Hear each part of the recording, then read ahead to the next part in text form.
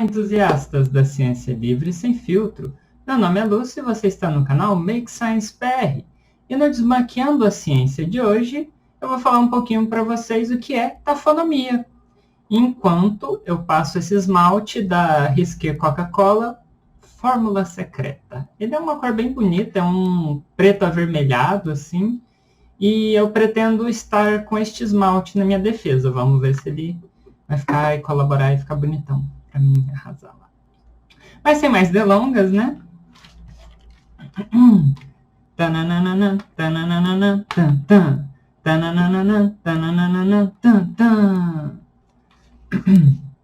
Olá! Então, pessoal, esse vídeo eu vou falar um pouco sobre tafonomia. E eu queria primeiro, já antes de começar o vídeo, agradecer a Camila Bandeira, porque ela é uma pessoa que entende muito de tafonomia. Inclusive, a gente já fez um trabalho juntas de tafonomia, que eu acho que eu vou deixar na descrição, que é bem extenso, interessante, assim, haha, modéstia à parte. E ela entende bastante de tafonomia, então eu tirei algumas dúvidas com ela, pedi sugestões de bibliografia para passar para vocês. Então, Camila, muito obrigada, coraçãozinho.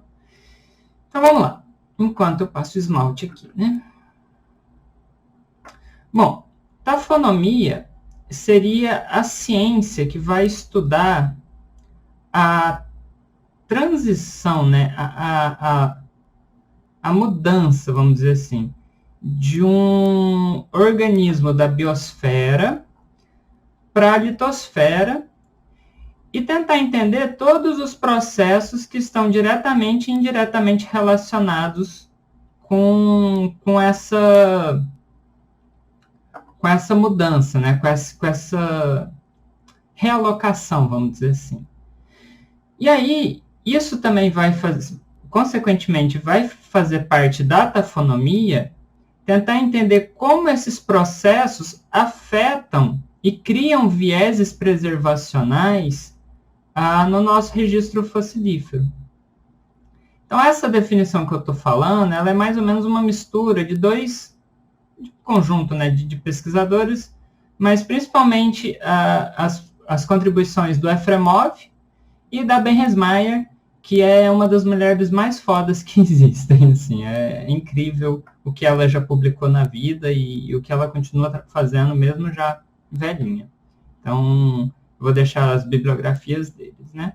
Bom, então, em suma, é isso, né? Tafonomia, a gente vai tentar entender como que algo da biosfera passou para a litosfera, o que foram os processos que possibilitaram essa passagem e como isso afeta o nosso registro fossilífero. Então, uma vez que a gente sabe o que é tafonomia, a gente vai passar, então, para as etapas da tafonomia, né, do estudo tafonômico. E a primeira etapa, como muitas pessoas gostam de brincar, seria a morte do organismo, né? Só que eu, particularmente, gosto de incluir a vida do organismo, porque entendendo a vida do organismo, a gente vai entender o ambiente que ele vivia, os comportamentos que ele teve em vida que podem ter gerado algum viés na sua preservação. Então, eu incluiria a parte da vida do bichinho também. No entanto, é a partir da sua morte que, vamos dizer assim, a aventura começa de verdade, né?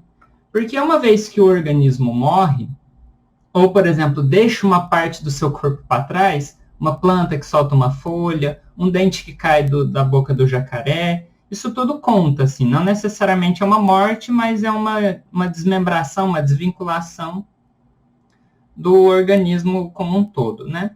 Então, a partir do momento que o bicho está vivo, ele pode ter doenças, ele pode ter comportamentos que geram lesões, comportamentos alimentares ou patologias, tipo osteoporose, essas coisas que podem ficar registradas no registro fossilífero e que é importante a gente ter noção para justamente diferenciar o que são os vieses preservacionais relacionados com os processos litológicos e o que são coisas da biologia mesmo.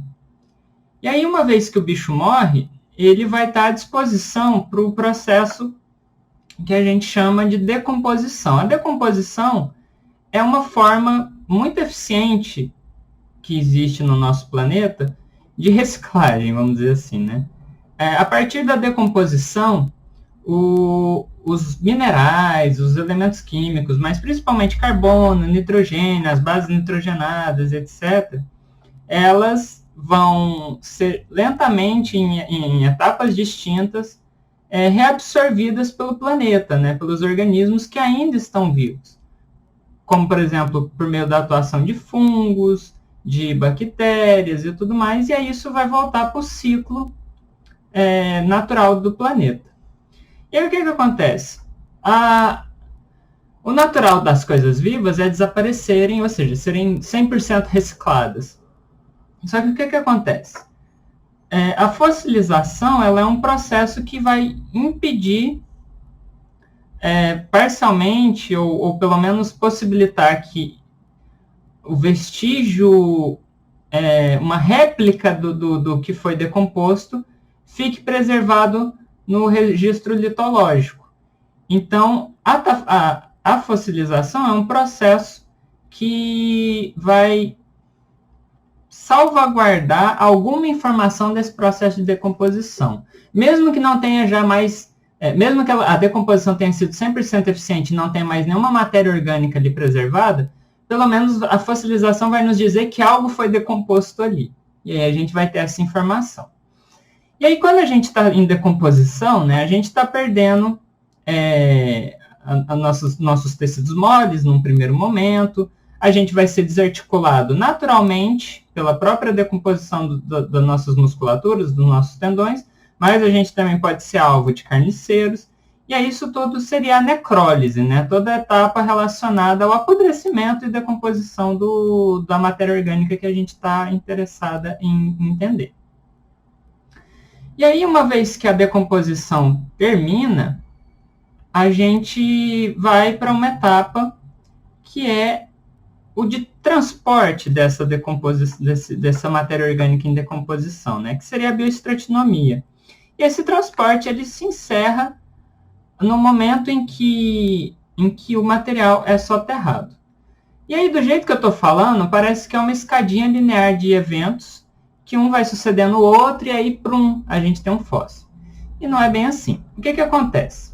Todas essas etapas que acontecem a partir da morte e até o soterramento, elas podem ficar se alternando entre uma e outra. Às vezes o material foi transportado enquanto a decomposição acontecia, foi soterrado, aí veio o rio e retrabalhou, e aí continuou a decomposição e foi deslocado para outro lugar e soterrado de novo. Então isso pode ficar acontecendo várias vezes simultaneamente ou em isolamento, mas é muito mais complexo do que a forma que eu estou simplesmente falando, né? Todas essas etapas são relevantes umas para as outras e se complementam. E não é uma sucessão de eventos escadinha, né? E aí, depois da bioestratinomia, que envolveria o transporte desse material em decomposição, e a partir do momento que esse material é soterrado e não é mais retrabalhado, a gente começa os processos de diagênese, que são os processos de fossilização propriamente dita, né? Que é onde a matéria orgânica vai literalmente passar para a litosfera. Então, são todos os processos diagenéticos. É onde os ossos, por exemplo, os elementos dos ossos vão ser substituídos pelos elementos do sedimento ao seu redor, durante o processo de transformação do sedimento em rocha. E aí são todos esses processos que vão propriamente gerar o fóssil.